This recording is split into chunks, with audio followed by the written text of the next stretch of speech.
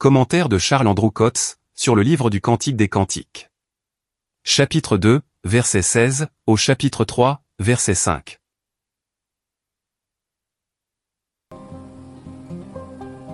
Mon bien-aimé est à moi, et je suis à lui, qui paît parmi les lys, jusqu'à ce que l'aube se lève et que les ombres fuient.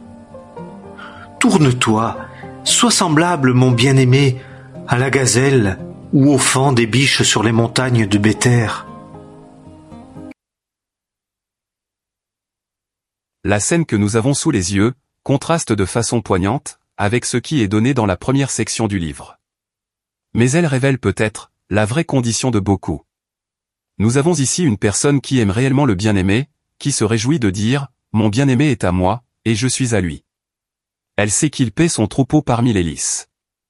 Elle sait qu'il reviendra quand l'aube paraîtra, et que les ombres s'enfuiront. Cependant, elle ne répond point à son appel d'amour. Il doit partir sans elle, tandis qu'elle l'appelle encore. Tourne-toi mon bien-aimé. Bien qu'elle ne soit pas prête à aller avec lui, elle désire qu'il revienne à elle. Je crois qu'il en est souvent ainsi de nous. Les affections spirituelles, la lumière quant au lieu où le Seigneur paît son troupeau, la pensée de son retour, ont trouvé des échos dans le cœur. Il y a aussi le désir de l'avoir plus près, pour être encouragé. Et pourtant malgré tout cela, nous pouvons ne pas être prêts à le suivre en esprit, dans cette région de vie, où son amour nous invite. Et pour un temps, il nous échappe, nous empêchant de jouir de sa présence. Nous avons préféré rester dans notre maison, que d'aller avec lui.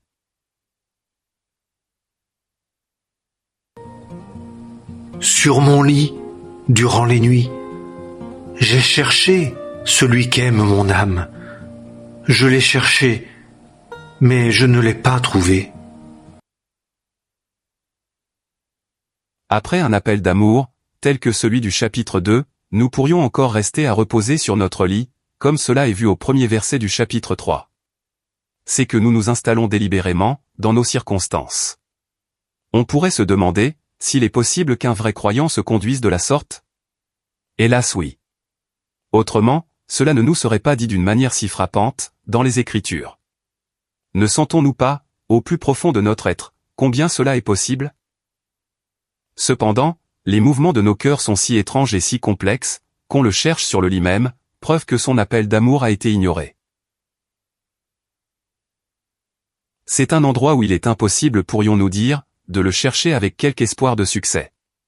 Mais par 2 fois, l'épouse dit, « Je l'ai cherché », et elle doit ajouter tristement, « Mais je ne l'ai pas trouvé ».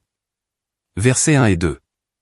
Il est à remarquer, que cette période de recherche infructueuse est longue, car elle dit, « Durant les nuits, j'ai cherché ».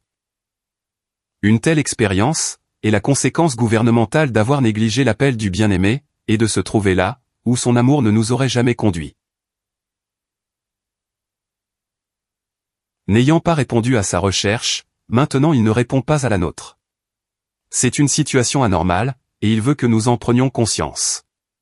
Aussi longtemps que nous resterons sur notre lit, il nous sera impossible de le trouver. On peut manifester un certain degré d'indifférence pour son amour, en ne voulant pas aller avec lui, tout en désirant qu'il soit présent à nos côtés, dans les conditions où nous sommes, pour qu'il nous donne là, le réconfort de cet amour. Je crains bien que le plus souvent, notre degré de recherche du Seigneur ne soit pas plus élevé. Alors comment s'étonner qu'elle soit infructueuse? L'amour du Seigneur est très sensible, et avec infiniment de sagesse, il considère ce qui en nous a besoin d'être corrigé, afin qu'il soit purifié des éléments qui ne sont dignes, ni de lui, ni de son épouse. Je me lèverai maintenant, et je ferai le tour de la ville, dans les rues et dans les places. Je chercherai celui qu'aime mon âme. Je l'ai cherché, mais je ne l'ai pas trouvé. La première évidence d'un vrai réveil se fait jour, lorsqu'elle dit, « Je me lèverai maintenant, et je ferai le tour de la ville, dans les rues et dans les places. Je chercherai celui qu'aime mon âme. » Quelle différence avec le fait d'être dans ses chambres, et dans la maison du vin.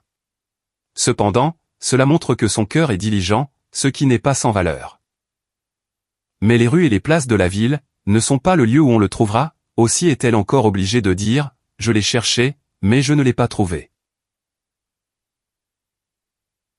Ses affections, n'étant ni dirigées, ni conduites par sa voix, sont mises en mouvement, plutôt par le sentiment de la perte, que par la contrainte de son amour à lui.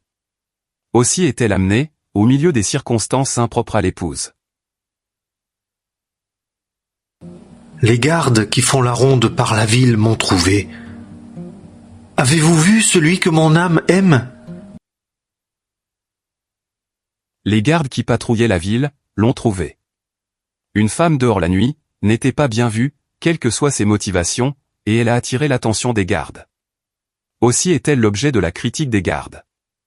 En temps normal, les gardes ne l'auraient pas trouvée là. Leur affaire était de veiller, pour tenir les méchants et l'ennemi, loin de ceux dont ils pourraient troubler la paix. Le fait même qu'elle s'est fait remarquer des gardes, était pour elle un opprobre.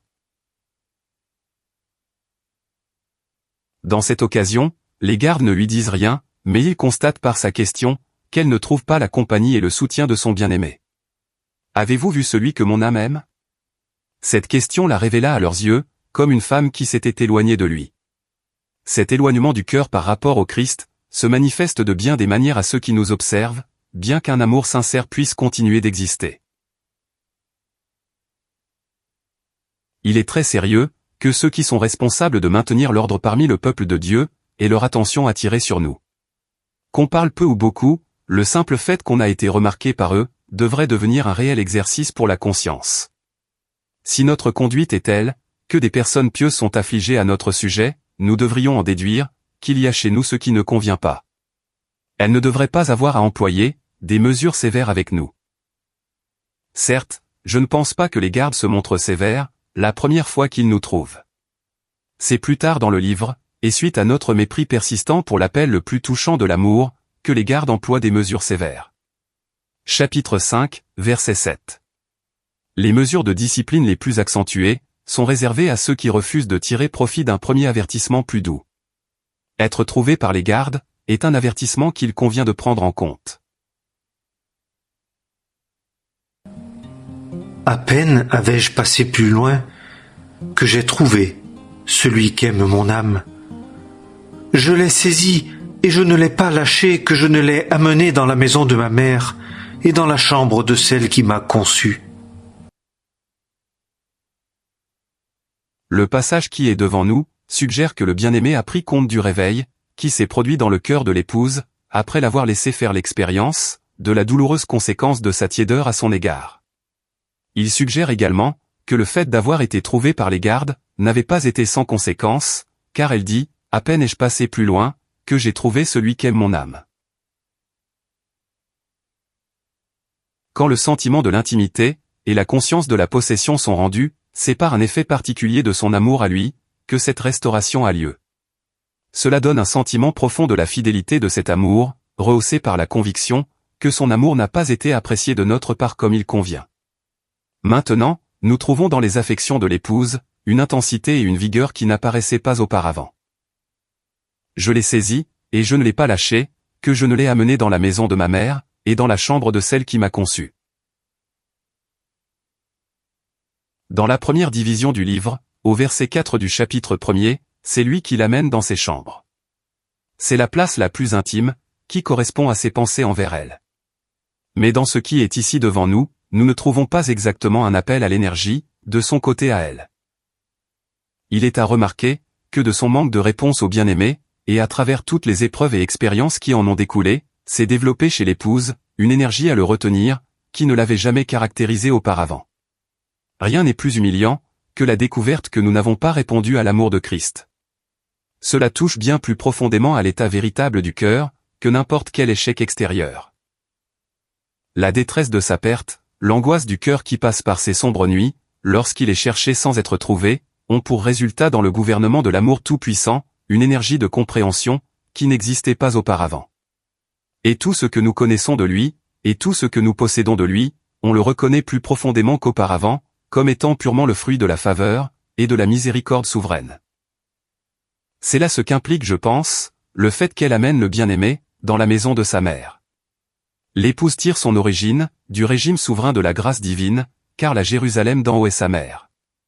Elle indique dans son mouvement, qu'elle possède le bien-aimé, avec un vrai sentiment de la grâce, car elle a appris à se connaître. Nous avons remarqué que dans la seconde section du livre, du chapitre 2, verset 8, au chapitre 3, verset 5, il y a de la part de l'épouse, des expériences humiliantes. En ne répondant pas à son appel, elle perd la compagnie du roi. Elle le cherche, mais pendant un certain temps, elle ne le trouve pas.